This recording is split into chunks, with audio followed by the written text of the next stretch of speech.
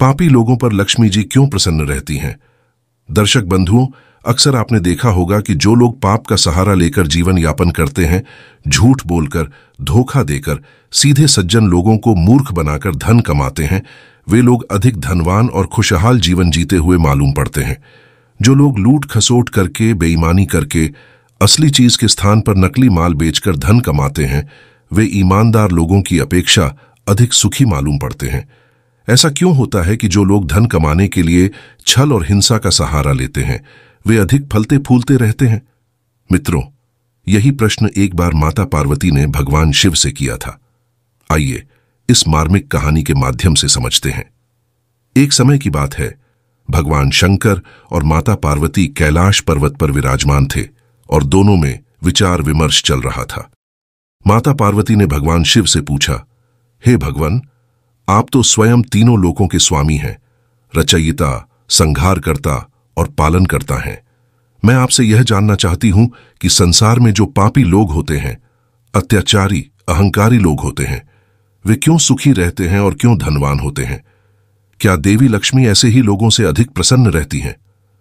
भगवान शंकर ने माता पार्वती की बात सुनकर कहा, देवी पार्वती, यह संसार सागर है। इसमें क्या होता है, इसकी कल्पना भी नहीं की जा सकती। चलिए, तुम्हारे प्रश्न का उत्तर मैं उदाहरण देकर समझाऊंगा। भगवान शिव माता पार्वती को साथ लेकर जगत का भ्रमण करने के लिए चल दिए। वे दोनों एक गरीब ब्राह्मण और ब्राह्मणी का रूप धारण कर जंगल के मार्ग से पैदल चल पड़े। चलते चलते उन्हें रास्ते में एक कटे हुए वृक्ष की जड़ मिली, जिसकी थोड़ी सी टूट ऊपर निकली हुई थी। अंधेरा होने के कारण भगवान शंकर का पैर उस ठूंठ से टकरा गया और वे आगे की तरफ गिर पड़े। उनके पैर से रक्त की धार बहने लगी। माता पार्वती ने जल्दी से अपनी साड़ी का पल्लू फाड़कर भगवान शंकर के पैर पर बांध दिया।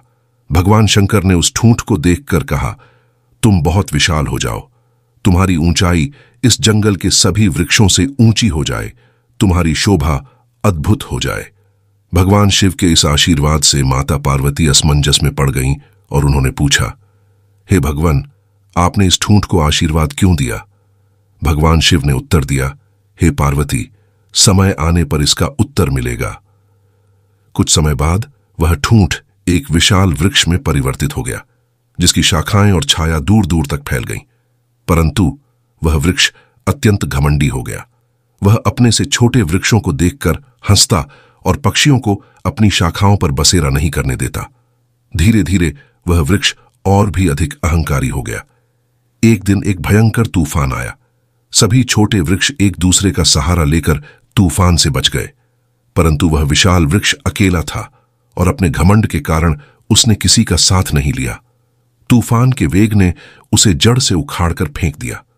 भगवान शिव और माता पार्वती ने उस उखड़े हुए वृक्ष को देखा।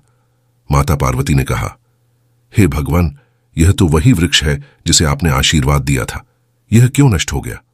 भगवान शिव बोले, हे देवी, यह वृक्ष घमंडी और अहंकारी था।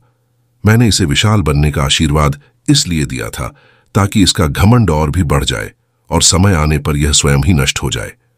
जो लोग पाप का सहारा लेकर धनवान बनते हैं, वे भी इसी वृक्ष की तरह एक दिन अपने अहंकार के कारण नष्ट हो जाते हैं। देवी लक्ष्मी ऐसे लोगों के पास इसलिए अधिक समय तक रहती है ताकि उनका घमंड और बढ़ जाए और वे अपने ही कर्मों के कारण विनाश को प्राप्त हों। इस प्रकार भगवान शिव ने माता पार्वती को समझाया कि पापी और अहंकारी लोग भी समय आने पर अपने अहंकार के कारण नष्ट हो जाते हैं।